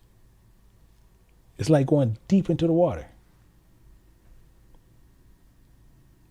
which through heat and pressure on this one piece of coal over time will form into a diamond. It's crazy, isn't it? A black piece of coal through heat and pressure that it endured, it turns into a diamond, clear.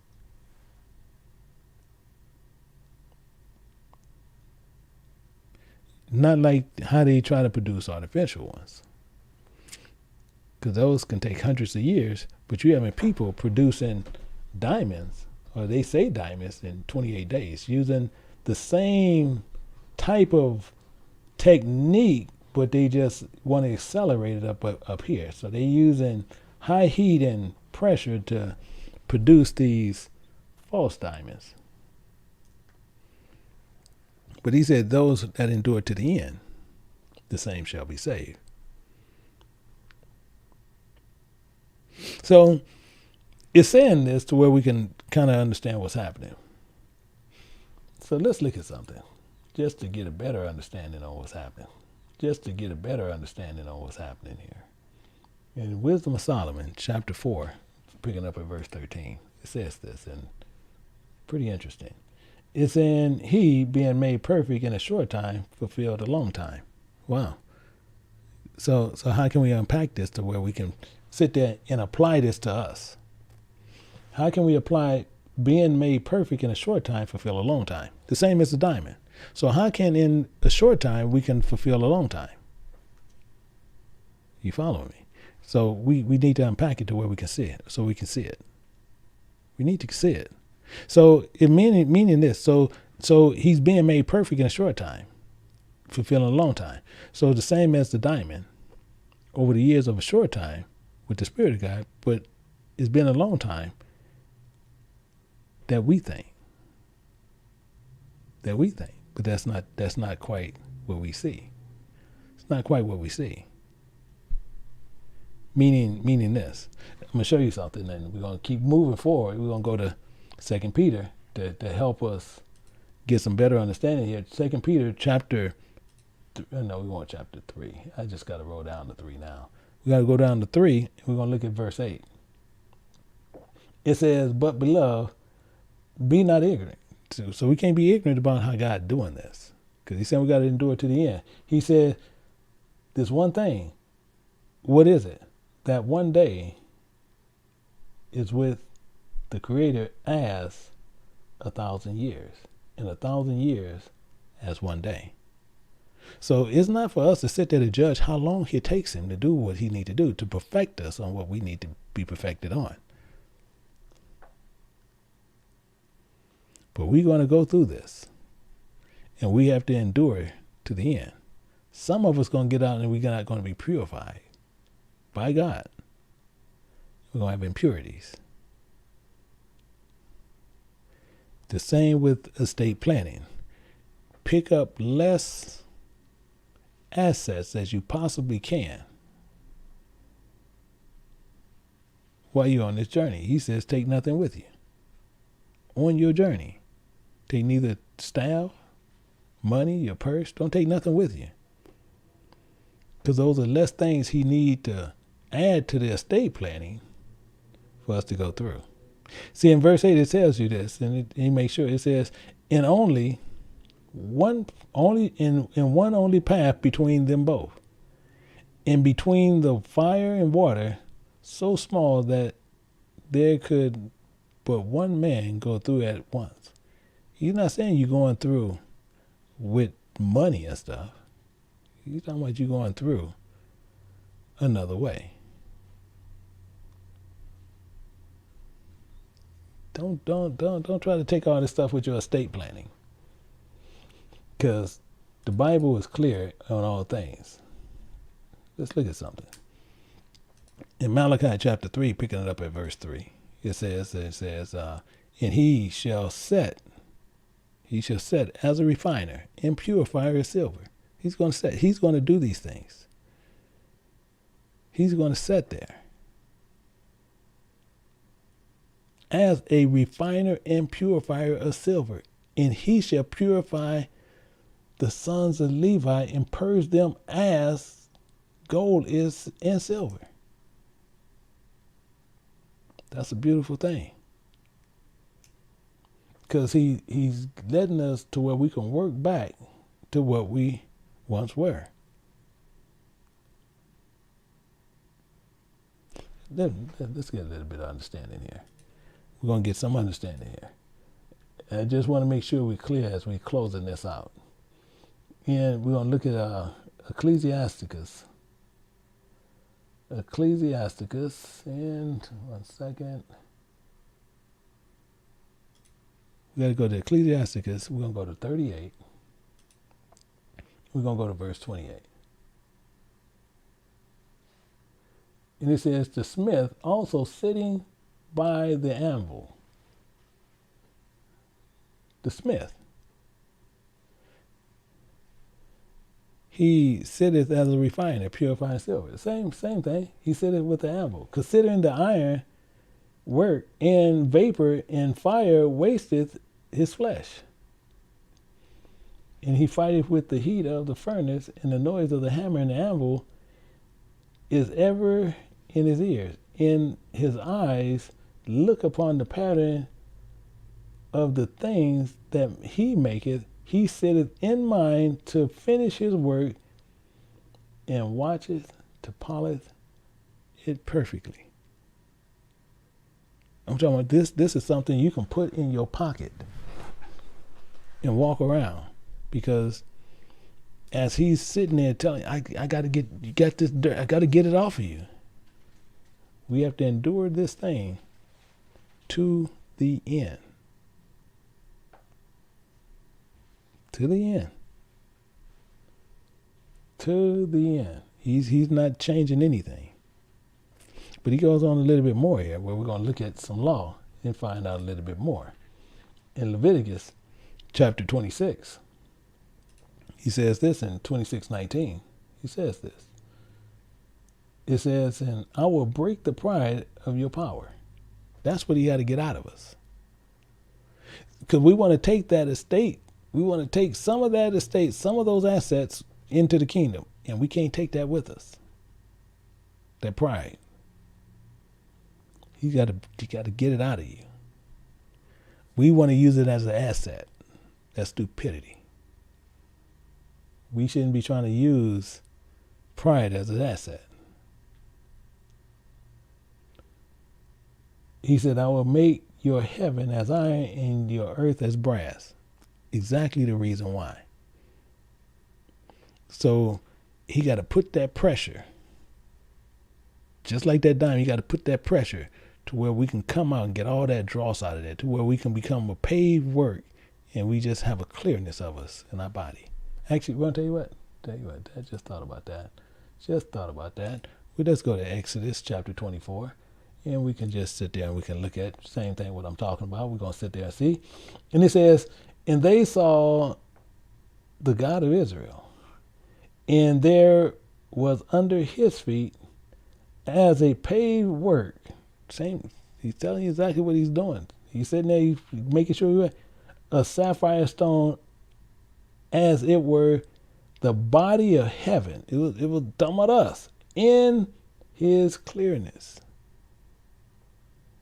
Exactly what it's saying. Exactly what it's saying. So this is why it's so important. We need to make sure we don't try to gain a lot of assets as we on this journey. He's saying this and he's making himself perfectly clear every time. In Luke, he's saying this, and this is, if we can sit there and all join and do this, we're good. Watch this. In Luke chapter 9, verse 3. And Yahweh said unto them, he says, take nothing for your journey. Don't take nothing for this journey here. This journey that we're going through. Each one of us. Take nothing. Neither staff nor strip, neither bread, neither money. So you don't walk around with your own doctrine. Neither money, neither 2 coats apiece. Don't try to have these different coverings on you. Don't do that. Your journey should be the estate planning on the path that he set you with the one piece of money that you have, and that's the doctrine of God.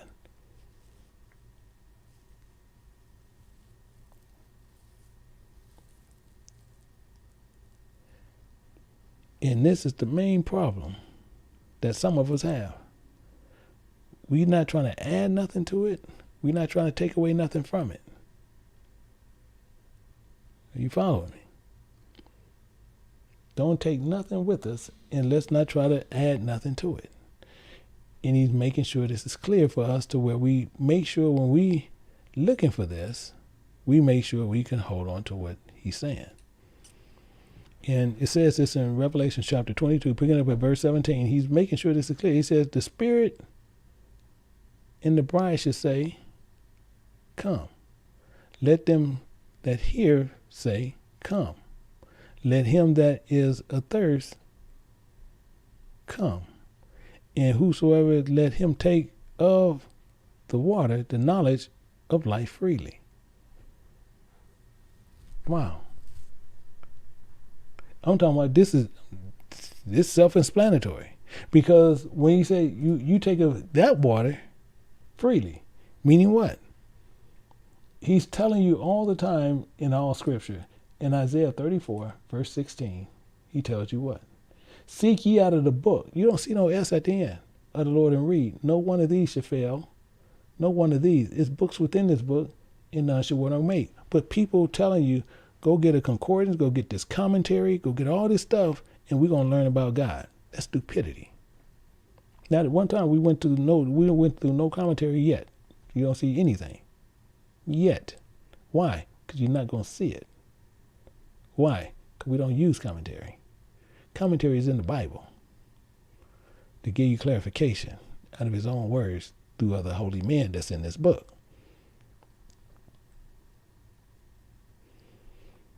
But he's telling you right up front, let him come.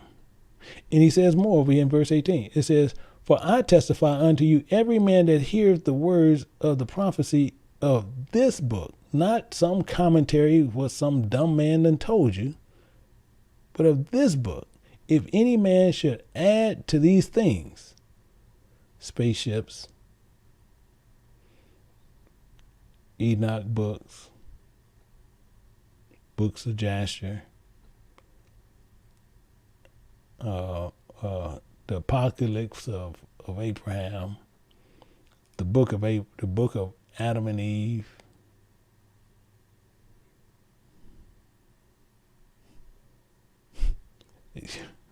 I'm telling you, it floors me. It floors me. We didn't add assets that's going to get us kicked out the kingdom. To where when he say, I never knew you, you depart from me, you worker of iniquity. any man should add to these things, Yahweh shall add to him the plagues that are written in this book. You have people, hardcore, believe, even Japhet, who wrote that old dummy book with the Sefer Bible. You have many men teach from that dumb book. That dumb book. And you even have one of them who did it and even put out that the Bible, or the King James Bible, have a bunch of errors. And I proceeded to take it upon myself, because he's going to sit there and say my God made errors. I proceeded to correct him. He did a teaching, you'll see my teaching. And everything that he said was error, he found out it wasn't error. The reason I know he know it's not an error, because he said he was going to make a second video to that first video. He ain't never made a second video. Because I made it clear. He make a second video, I'm going to clear all that up. But he didn't make a second video. And all he had to do is make a video. And I guarantee you, he know the ones he think is errors, but he's scared to say something. The only reason he's scared to say something, because he know he'll get corrected. It's that simple. You having people going to add to the word, and they lying. And he tells you, if any man should take away from the words of this book, of this prophecy, God should take away his part out of the book of life, and out of the holy city, and from the things which are written in this book. This is the problem Japhet has. One of the main reasons people don't see Japhet in the places that they thinking they're gonna be part of. So with that, we go through these things, and we hoping that everybody who went through this teaching clearly get what was happening here. Clearly understand what was happening here. So hopefully through this teaching, that if you want to pick up assets as you're going along the way, and you thinking, I like this doctrine, I like that doctrine, I want to mix this with this, and I like what they said over here, I want to mix a little bit of this with this. At the end, he's going to counsel you on those assets. And that counseling might not be what you want. So with that, excuse me. So with that, a lot of people, it's going to get heartbroken. So you make sure you have as less assets as possible. You don't want to run through there with your own assets. So with that, I hope I'll be setting up the people for Daniel, where we'll be going back there. And then also, I do know Amazon in Lulu have the book up, the entire Bible that we have out there. That's red letter all the way through the Old Testament, the Apocrypha, as well as the New Testament. That is available in digital format, and it does quite a few things, which we can actually show later tomorrow, which we'll do it. But if you wait until tomorrow, I will have for where I know it's 89 bucks that I believe Amazon have it for 89. I think they're doing it for 89. But we're going to actually have it to where we have 1,000 sets for us on one side, but we are allowed right now to where we can release 100 sets, and we're going to do 100 sets tomorrow for $59, to where you can actually get it directly through us. And that's the digital one that you'll get, but then after that, they have to get it through one of those other outlets. But we will be doing that tomorrow, to where you can get it through us for the $59, the digital one. You'll see basically what it can do, because it actually does way more what I was doing with it. Way more. And you'll see the search feature is actually unreal on it. So you will enjoy that. But however, we will be going through on this one here, and then what we're going to do, we're going to pick up on Daniel, which we'll be going through, and we'll be picking up later. We will be going through on Sunday. We will be going through Romans. as well as next week, we might be having a time difference on Romans next week because we might have to take care of some business for Sister Watson. So if that happens, I will be adjusting the time for the teaching next Sunday. But other than that, I wish each and every person until tomorrow that you guys continue to do and seek God, but make sure you watch how you can gain in these assets. So until then, until next time, I say to each and every person, hey, shalom.